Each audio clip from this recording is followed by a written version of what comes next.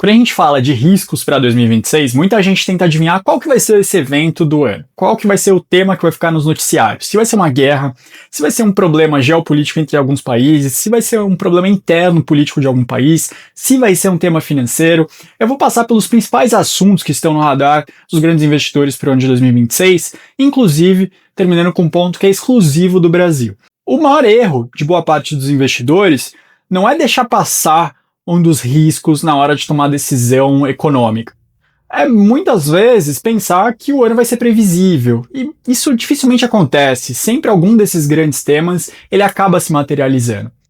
Então vamos lá, para mostrar as grandes fragilidades do sistema em 2026 e mostrar por que é importante sempre aquela palavrinha mágica que os investidores gostam de falar, a diversificação. Não tem como falar de grandes riscos sem passar pela maior economia do mundo, que são os Estados Unidos, e é justamente lá que tem o mais provável de acontecer ao longo do ano, que é uma discussão política elevada dentro do Banco Central dos Estados Unidos, que determina a taxa de juros conforme a inflação se comporta, conforme o mercado de trabalho se comporta. Ter divisões é comum em bancos centrais pelo mundo. A diferença é que, historicamente, o Banco Central dos Estados Unidos ele costuma ser mais coeso, seguir bastante o que o presidente do Fed fala. A diferença é que o Trump, nesse seu segundo mandato, ele quer que o representante do Fed seja simplesmente um porta-voz, ele quer que ele seja o presidente do Fed. Ele já demonstrou isso com um dirigente apontado por ele em 2025, Stephen Miller, que diverge muito dos outros dirigentes, sempre pedindo um corte muito mais rápido e maior do que os demais dirigentes. Agora, com Trump indicando o presidente do Fed, a preocupação ficou que vai criar uma crise institucional, que vai ter uma divergência um pouco mais alta, e isso vai fazer com que investidores questionem se as decisões do Fed realmente estão prezando pelo melhor da economia dos Estados Unidos. Isso pode causar distorções na curva de juros, que afeta financiamentos e investimentos de médio e longo prazo lá nos Estados Unidos e no resto do mundo, porque a taxa de juros dos Estados Unidos é referência, pode afetar o dólar, com uma sensação de maior risco para ativos no mundo como um todo. Por isso que é bem importante acompanhar como que vai ser essa conversa agora mais política envolvendo os Estados Unidos. O Banco Central americano sinaliza que vai cortar cerca de 0,25, o mercado espera meio ponto, o Trump pede 1,5 ponto de corte de juros ao longo de 2026. Por isso que existe uma divergência grande, a tendência é que cheguem ao meio do caminho, sem transparecer tanta divisão, e muito provavelmente responsabilizando a inteligência artificial para conseguir esse espaço para cortar um pouco mais de juros. Outro tema bem relevante que aconteceu nos Estados Unidos já no começo de 2026, que seria um segundo risco, é uma crise mais política. O episódio envolvendo a Venezuela, de retirar o Nicolás Maduro de lá, pode ser interpretado como uma violação da Constituição dos Estados Unidos. Segundo o documento, só o Congresso tem o poder de declarar guerra contra algum outro país. Muitos presidentes, depois da Guerra do Vietnã, dizem que eles não estão entrando em guerra, que eles só estão fazendo uma ação militar específica que não necessitaria de uma aprovação do Congresso. E esse problema ele não é só jurídico, porque ele abre um precedente para que nas eleições do meio de mandato do Trump, que vai acontecer em novembro, se os democratas passarem à frente na Câmara dos Deputados, como a maior parte das pesquisas indicam hoje, o Trump questione, fala que alguma das eleições foi roubada e não reconheça, e começar a criar um tumulto institucional nos Estados Unidos. Crises institucionais nos Estados Unidos tendem a piorar um pouco a situação de ativos do mercado financeiro, aumentando a volatilidade das bolsas, da curva de juros e reduzindo a previsibilidade para os ativos. Ainda sobre os Estados Unidos, mas agora olhando para a Europa, a questão envolvendo Estados Unidos e Groenlândia, ela pode passar muito do limite entre dois países. Ela pode ser um precedente muito importante para a Rússia utilizar em invadir algum país do Báltico, algum outro território que faz parte da OTAN, como a Groenlândia faz. A não ser que os Estados Unidos cheguem a um acordo comercial para adquirir o território, isso pode ser utilizado como precedente pela Rússia e outros países para entrar em territórios alheios. Por isso que a gente tem um grande potencial de efeito em preços de petróleo, preços de combustíveis, gás, preços de ações de defesa, de ações de energia, da Europa como um todo, provocar volatilidade no euro e outras moedas da região, provocar aumento no prêmio de risco da região. Então, tudo isso é um risco bem relevante também para 2026.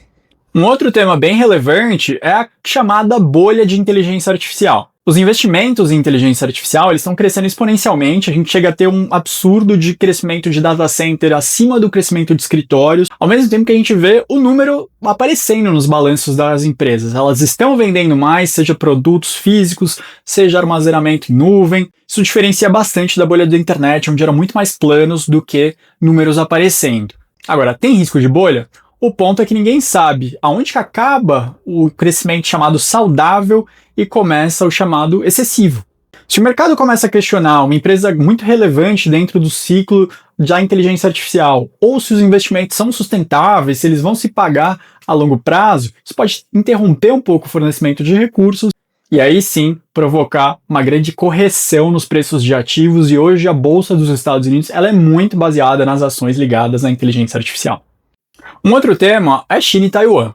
No ano novo, o Xi Jinping, que é o líder da China, ele colocou na mensagem que unificaria Taiwan como um ponto importante de visão de longo prazo para a China.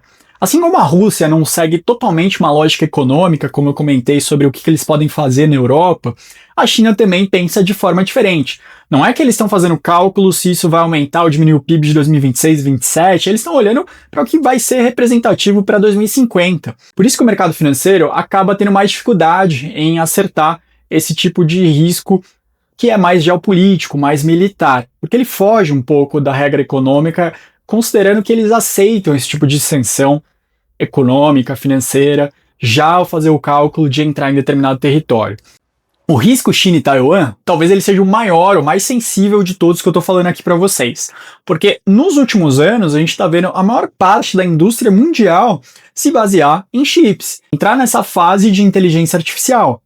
Então, diante disso, a gente já viu na pandemia que uma interrupção no fornecimento de chips ele pode provocar grandes distorções no mercado, como foi no mercado de carros usados, que tiveram crescimentos bem elevados, bem atípicos, durante uma interrupção no fornecimento e uma paralisação nas fábricas de carros. Imagine que Taiwan vai para um ponto bem extremo e que alguma das suas indústrias seja paralisada, seja corrompida, seja danificada de forma mais relevante.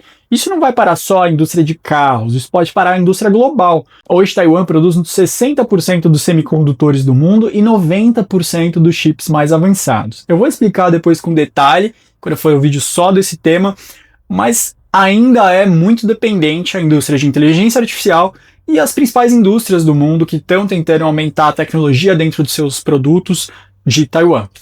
Por isso que você tem um colapso nas indústrias mundiais, você pode ter uma pressão muito grande de inflação e uma pressão muito negativa em crescimento com as indústrias paralisando.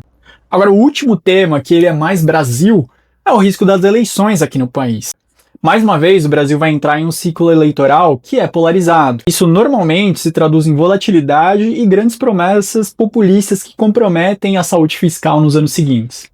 E, geralmente o mercado reage muito mal a esse ciclo eleitoral e não só a decisão. Isso aparece muito no câmbio aqui no país, na curva de juros, no endividamento das empresas. Então veja que os principais riscos do mundo, eles envolvem bastante os Estados Unidos, por pontos internos do Banco Central e na eleição local, também Estados Unidos e outros países, principalmente na questão europeia, com a Groenlândia, que representa a OTAN.